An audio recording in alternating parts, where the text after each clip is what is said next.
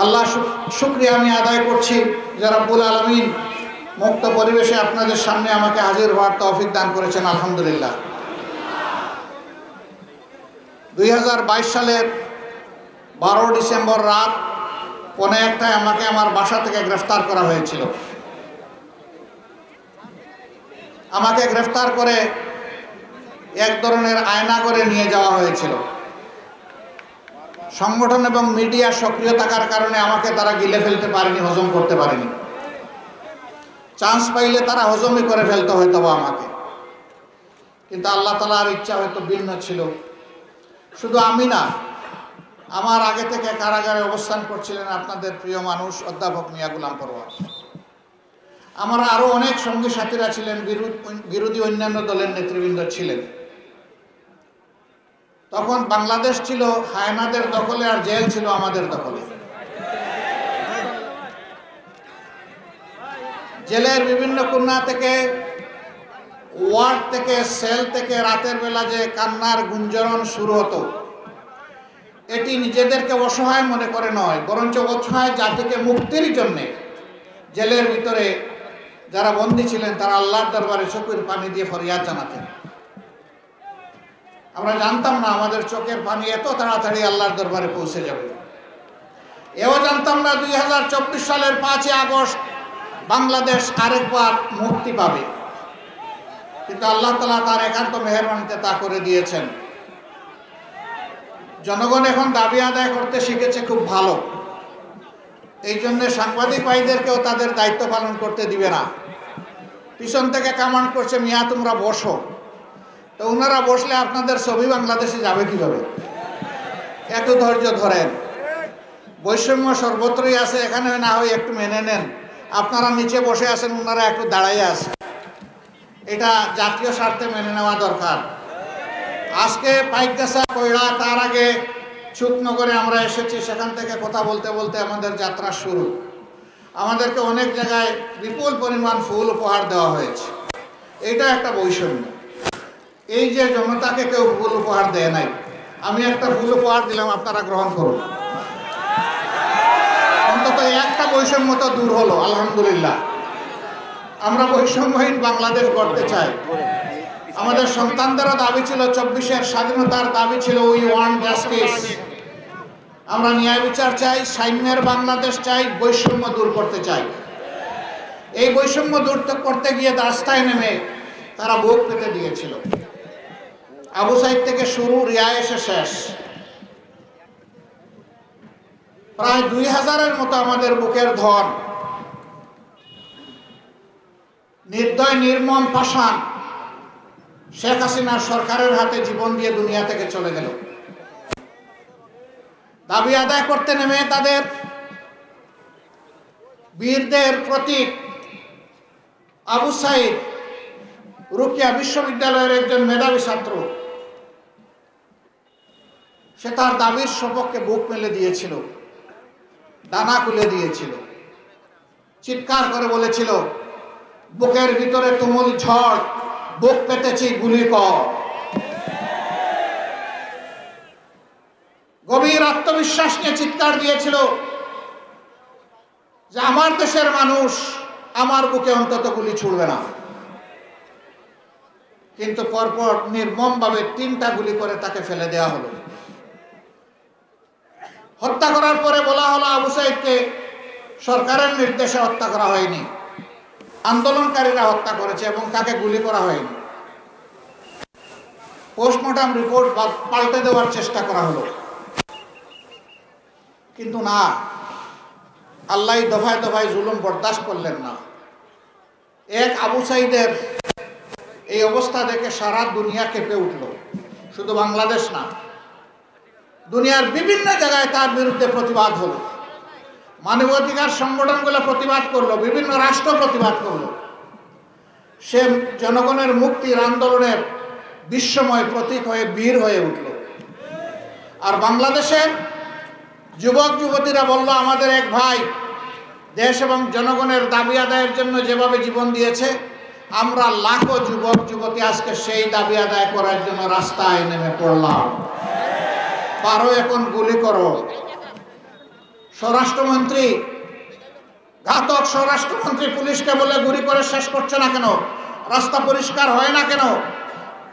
Police জবাব দেয়, sir একটা মারি একটাই পড়ে, বাকিরা দাঁড়িয়ে থাকে স্যার, সরেও না। যারা মৃত্যুর জন্য প্রস্তুত হয়ে, বুকে গুলি আলিঙ্গন করার জন্য প্রস্তুত হয়ে রাস্তা নেমেছে, তারা রাস্তা ছেড়ে পালায় না।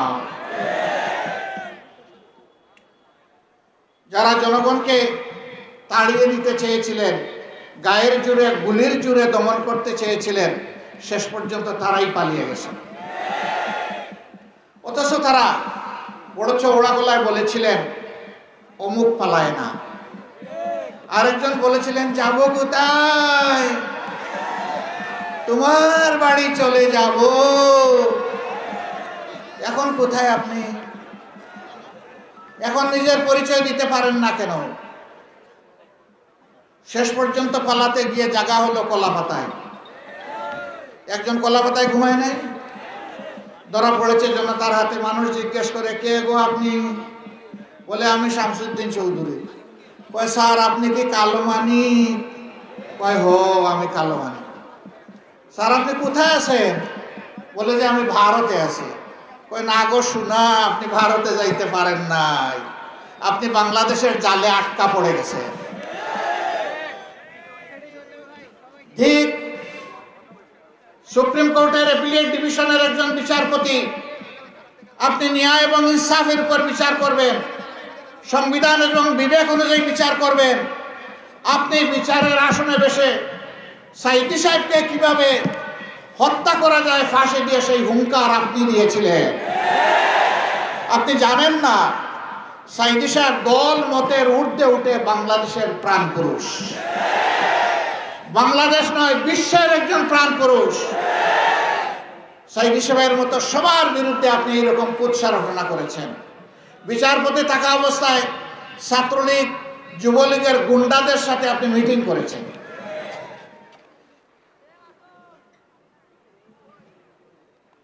এই ছিল শেখ হাসিনার অবস্থা, তার সরকারের অবস্থা।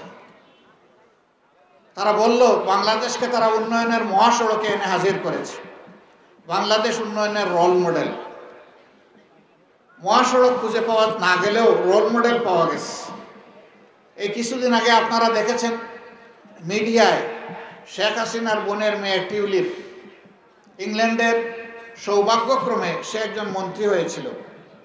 এখন রূপপুর পারমাণবিক কেন্দ্রে সে এবং তার পরিবার, তার খালা, তার মা আর সে, তিনজনে মিলে 57,000 কোটি টাকা চুরি করেছে। এখন তার বিরুদ্ধে সেখানকার তদন্তকারী সংস্থা তদন্ত শুরু করেছে। এই লজ্জা শুধু তাদের নয়, এই লজ্জা দেশবাসীরও হয়ে গেল। বাংলাদেশ থেকে তারা 26 লক্ষ কোটি টাকা চুরি করে বিদেশে নিয়ে গেছে। আর দেশে মাটির নিচে বস্তায় কত টাকা যে লুকিয়ে রেখেছে আল্লাহই ভালো জানে। ব্যাংকগুলা সব ফুটলা, নন ব্যাংকিং ফিনান্সিয়াল সেক্টর ধ্বংস, বিমা কর্পোরেশন সেক্টর, ইন্ডাস্ট্রি মাটির সাথে মিশে যাচ্ছে। সৎ ব্যবসায়ীরা হাহাকার করছে, ব্যাংকগুলা তাদেরকে ব্যাকআপ তহবিল দিতে পারছে না, তহবিল যোগান দিতে পারছে না। কারণ এই তহবিল আওয়ামী লীগ, শেখ হাসিনা তার সাঙ্গপাঙ্গরা খেয়ে শেষ করে দিয়েছে। এখানে ইসলামী ব্যাংক কায়েমের দাবি উঠেছে। এই ব্যাংকটি 83 সালে শুরু হয়ে বাংলাদেশের শ্রেষ্ঠ ব্যাংকে পরিণত হয়েছিল। গ্লোবাল অ্যাওয়ার্ড একমাত্র ব্যাংক পরপর 5 বার পেয়েছিল। এটার নাম হচ্ছে বাংলাদেশ ইসলামী ব্যাংক বাংলাদেশ লিমিটেড। আমিও সৌভাগ্যক্রমে এই ব্যাংকের একজন পরিচালক ছিলাম 6টি বছর।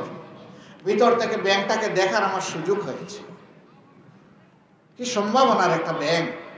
যেই ব্যাংক আমাদের বৈদেশিক মুদ্রার শতকরা 34% একাই নিজে সংগ্রহ করত, সারা ব্যবসা সেক্টরের 32% নিয়ন্ত্রণ করত, ঘরে ঘরে জনে গণে তার সেবা পৌঁছে দিয়েছিল, সেই ব্যাংকটাতে ডাকাত লেলিয়ে দিল শেখ হাসিনা।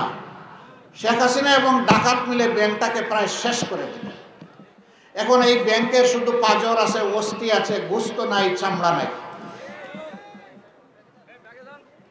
শুধু ইসলামী ব্যাংক নয়, ইসলামী ব্যাংকের উপর আঘাত দেওয়ার কারণে বাংলাদেশের অর্থনীতি পুরাটাই ভেঙে পড়েছে। এরা জাতির দুশ্মন, শত্রু, ডাকাত, চোর। এরা বাংলাদেশ থেকে সব কিছু চুরি করে নিয়ে গেছে। আজকে 26 বছর পর্যন্ত যাদের বয়স হয়েছে তারা প্রাপ্তবয়স্ক হওয়ার পরে তিনটি নির্বাচন সচক্ষে দেখেছে, কোনো নির্বাচনে তারা ভোট দিতে পারেনি। কেন ভোট দিতে পারে নাই? 14 সালের নির্বাচনে 154টি আসনে কোনো প্রতিদ্বন্দ্বিতা ছাড়াই এককভাবে আওয়ামী লীগ পাস। এমন ভীতির সন্ত্রাসের রাজ্য কায়েম করা হয়েছিল, সেখানে কেউ দাঁড়াবার সাহস করে নাই। 18 সালের নির্বাচনে এসে বললেন, আমি অমুকের মেয়ে, আমি কথা দিয়ে কথা রাখি, আমার উপর আস্থা রাখেন, নিরপেক্ষ নির্বাচন উপহার দেব। আসেন নির্বাচনে, নির্বাচন সুষ্ঠু হবে, জনগণের ভোটের প্রতিফলন হবে। সেই বছর, আগের বছর তো দিনের বেলা চুরি করেছিল, সেই বছর ভয়ে রাতের বেলা চুরি শুরু করে দিল। এই নির্বাচনকে সারা বিশ্ববাসী বলল এটা নিশি রাতের নির্বাচন। জাপান কোনো দেশের আভ্যন্তরীণ রাজনীতি নিয়ে মন্তব্য কখনো করে না। সেই জাপানি রাষ্ট্রদূত বললেন যে বাংলাদেশে 18 সালের নির্বাচন ছিল নিশি রাতের নির্বাচন। তাদের এই নির্বাচন নিশি রাতের নির্বাচন হিসাবে সারা দুনিয়া স্বীকৃতি লাভ করেছে। 24 সালে এসে নিশি রাতেরও প্রয়োজন হয় নাই। আমি আর ডামি, আওয়ামী লীগ আর তাদেরই স্বতন্ত্র প্রার্থী, এখন একটা ডামি নির্বাচন হলো এবং ডামি একটা সরকার গঠন হলো। এই সরকার গঠন হওয়ার পরে তারা হুঙ্কার দিল যে আমরা বন্দোবস্ত নিয়েছি, জনগণ আমাদেরকে বন্দোবস্ত দিয়েছে, 2041 সাল পর্যন্ত আওয়ামী লীগ দেশ শাসন করবে। আশ্চর্য ব্যাপার। 24 সালে যদি এটা নির্বাচনও ধরে নেই, যুক্তির খাতিরে নির্বাচন তো হয় নাই, তাহলে মানুষ দিল 5 বছরের জন্য, তোমরা বলতেছো 41 সাল পর্যন্ত। এরা যে কত বড় ডাকাত চিন্তা করো। বিচার বিভাগ ধ্বংস করলো, নির্বাচন কমিশন ধ্বংস করলো, দুদককে ধ্বংস করলো, সব কিছু ধ্বংস করে দিল। সবচেয়ে বেশি ক্ষতি করেছে এই দাঁড়িয়ে থাকা বিল্ডিংগুলোর ভিতরে প্রাণ, যেটা শিক্ষা ব্যবস্থা। শিক্ষা প্রতিষ্ঠানগুলোতে মুগরওয়ালা, হেলমেটওয়ালা গুন্ডাদেরকে পাঠিয়ে দিল। সেখানে লেখাপড়ার কোনো পরিবেশ ছিল না। আমাদের মেয়েদের ইজ্জতের কোনো গ্যারান্টি ছিল না, মেধার কোনো নিশ্চয়তা ছিল না। কায়েম করার জন্যই আমাদের সমস্ত লড়াই। তারা বলেছে আমরা চাঁদাবাজ মানি না, দখলদার মানি না। আমরাও তাদের সাথে হাত মিলিয়ে বলছি আমরাও চাঁদাবাজ রাখবো না এবং দখলদার রাখবো না।